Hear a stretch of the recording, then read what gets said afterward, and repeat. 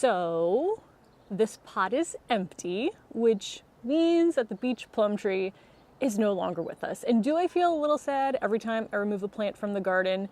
I do, but life is too short and my garden is too small to have plants in it that I don't absolutely love. And I do have friends that live in areas with more yard space, and usually they will take plants, but nobody wanted this. So I cut all the branches off that looked dead. They were dead. They were all brown inside. There were the suckers coming up, but I didn't know what that was going to turn into. And like I said, my garden is too small to kind of just let plants sit and see what's going to happen if they're not doing great. So I did pull it, and I'm always surprised when I remove even larger plants how much of the soil is still left over. Like, I expect the whole thing to come out, but it really doesn't. So I have all the soil that was in here before. This pot is the largest pot that I have. I think it's about 20 inches in diameter.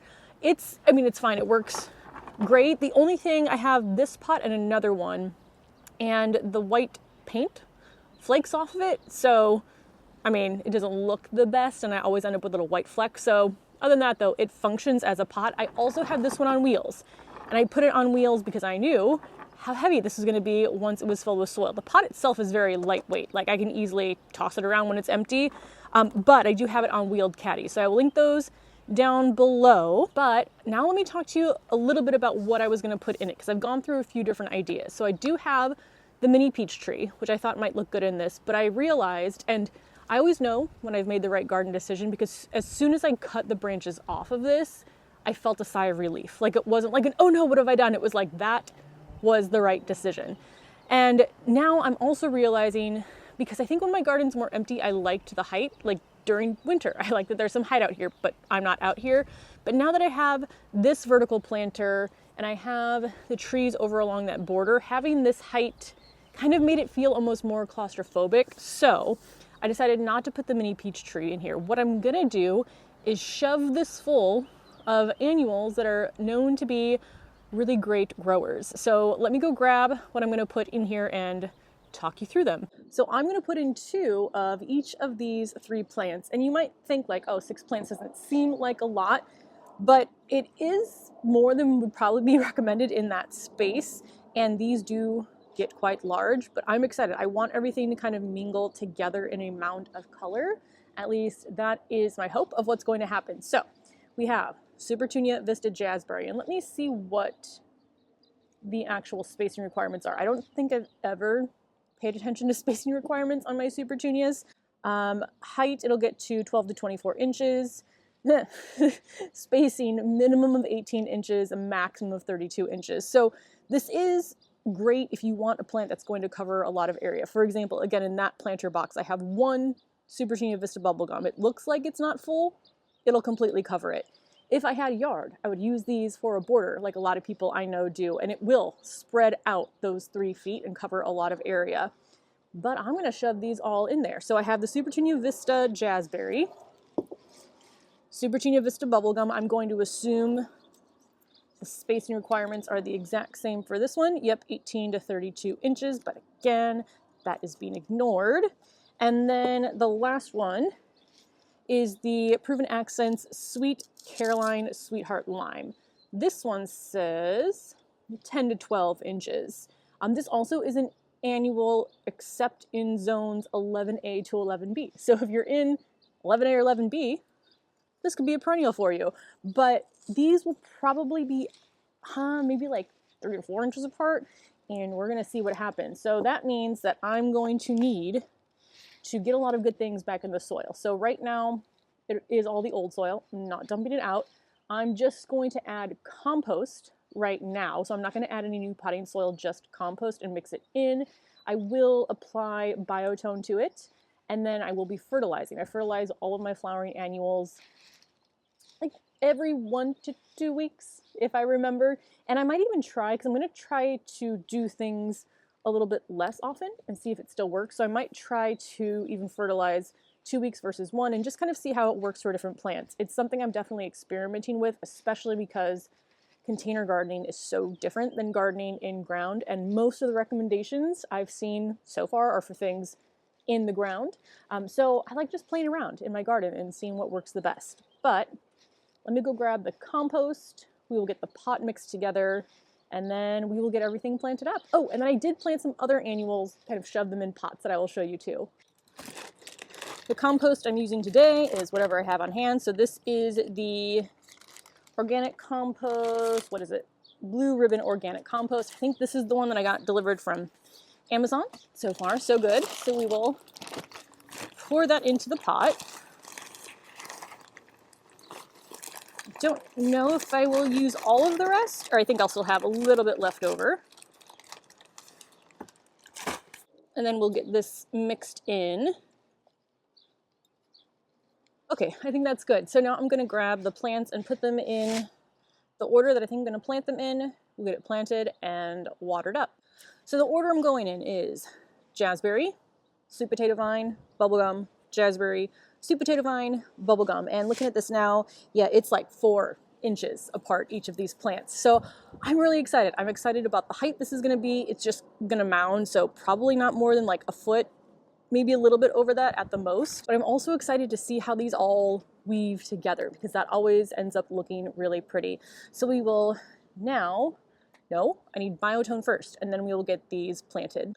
Now these are the compostable nursery pots from Proven Winners that, I don't know if they just came out last year, but they're relatively new. So you can plant these in the pot. My experience last year was some of them did break down pretty well. Usually if they were in the smaller pots that I had to water more often, the ones in the larger pots, some of them looked like almost identical to when I planted them. But important to know that if you are going to plant these in these pots, you don't want to just do it right as it is. You want to remove the tabs, which I think, does it say that on here? Does it say learn more? But you want to take off all of the tabs. But I am going to take these out of the pot completely because, well, depending on how closely I'm shoving them together, I might need to manipulate the root balls a little bit. But for example, like there's a piece of that stayed in there of the nursery container. I'm just going to leave that in there. So now we'll make a hole, and I'm going to put just about a tablespoon of the biotone in there. Put that into the hole and cover that up. And now what I think I'm going to do, just to keep myself with good spacing, is instead of doing the super petunias next, I'm going to do the other sweet potato vine. And did I save a tag for this one? Save a tag and tuck you in, and just make sure that I am going like straight across here, because sometimes I might space the 2 super petunias like too close to this one, and then I have to dig them up and move them to fix the spacing. So we'll make a hole there. Biotone.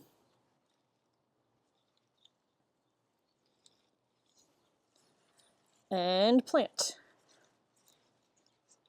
I do want to say, as I'm planting these as well, you don't need any of the things I'm specifically using. Like, you don't need to add biotone, for example, in order to have a good garden. In fact, I didn't even use it in everything, but I do like to add as many nutrients as I can, just because, again, I'm growing in containers, but it doesn't have to be anything specific that I use. And like I said, I use different things all the time, different potting soils, different composts, different slow release fertilizers, different liquid fertilizers. And rarely have I had like a terrible experience with anything. It was just one potting soil brand at one time, Vigoro, but then other people have had great experiences. So as long as you're just like using something to add nutrients into, even if you're just using like new fresh potting soil, that usually comes with enough nutrients at the beginning, and then you might have to apply liquid fertilizer at some point throughout the season. But don't think that you need every single thing in order to have a great garden, because it can be very overwhelming at first with all the different products. Now we'll do jazzberry. And that one is gonna go here. So yeah, just about 4 inches, maybe even a little less if I'm being honest with myself.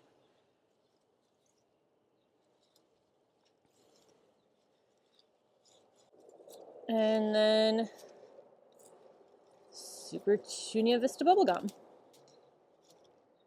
I contemplated putting like something taller in the center, but one, I don't have anything that I know for certain won't get swallowed up by these plants, and two, I think these will cover that center more than enough on their own. And that's another thing with gardening. Like, I know when it comes to container design, there is a saying you want a thriller, a spiller, and a filler. Did I say thriller, spiller, filler? Yes. But you don't have to have all of that. Like in these are probably all, I don't know if they're spillers or fillers, but there's not really a thriller. And oftentimes I'm finding too in my garden, I like one plant per pot. I like the look of that. And then my pots all kind of work together. So plant what you like, whatever makes you happy. You know, I just realized I don't need to say the tag for the Super Tunias. I know them, but I do need to remember the full name. Proven Accents, Sweet Caroline, Sweetheart Lime, Sweet Potato Vine. That's a lot more to remember.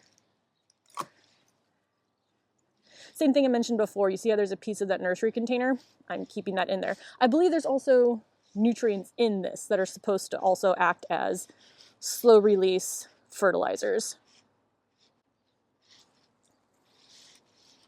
And then the last, Jazzberry.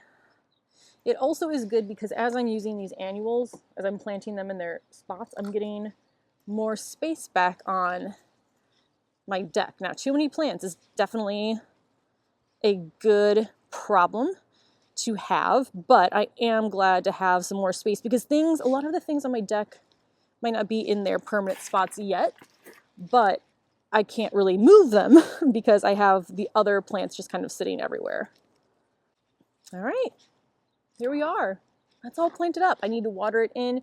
I will get things back into place and then show you what it looks like. This is the spot for this large container. It's between the chair and the couch here, and this is where it was when I still had the beach plum tree in it. And I just, like, yes, things are lower right now, so maybe height would have been good, but I feel like with that vertical planter, these plants will all get 4 to 5 feet. I think I'd rather have something lower here, and it's going to be filled with bright colors, so I'm really excited. Now let me show you where I put some other annuals in. So I planted some peonies and I got them and they just had to be planted immediately, so I didn't make a video. I just threw them in the pots, first time doing it. But the peonies are in there and they're not very large because again I just planted the tubers back in March, I think it was. So I added in some annuals. I have sun patiens in the back. I have begonias that I already had in there, and then the pink lemonade super bells. Here I have the Selenia apricot begonia, 2 of the other sun patiens. I think those are the orchid blush, so the light purple ones. And this pot is the same as that pot over there. Is it the best idea to put annuals in the same pot with a peony? I don't know, but I'm doing it for now until they get larger. So overwintering peonies will be a fun experiment this year too. So that's going to be everything for this video. Like I said, can it be hard to remove some plants sometimes? Yes. But do I know I made the right decision because this just feels better? Yes. So if there is something that's been bothering you in your garden, even if you do have a large garden and have the space for it, don't feel bad. My head's going to fly off over the building again. Don't feel bad about removing it. So with that, that's going to be everything for this video. So I will see you in the next one when we will probably still be continuing to plant up these annuals.